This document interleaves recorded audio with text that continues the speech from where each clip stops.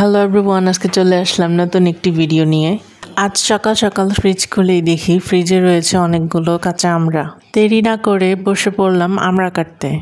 তারপর দেরি না করে আম্মুকে ঘুম থেকে তুলে আম্মুর হাতে অনেক ধুলাই খেলাম।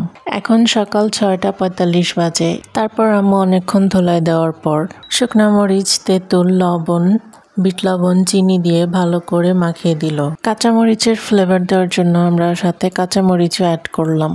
তারপর আম্মু সময় নিয়ে সবকিছু ভালো মতো মিক্স করে নিল। আম্মুর থেকে বকা খাওয়ার পরে ঝাল ঝাল আমড়া মাখা খেতে অনেক মজা। ভিডিওটি ভালো লাগলে please like, comment, share with our friends and family and don't forget to subscribe our channel Sunny Road Vlogs and hit the bell icon. অর্ধেক তো আমি এইভাবেই খেয়ে ফেলেছি, বাকি অর্ধেক আমি আরো চিলি অ্যাড করে নিয়েছি খাওয়ার জন্য। সবাই ভালো থাকবে। ওকে, টাটা, বাই।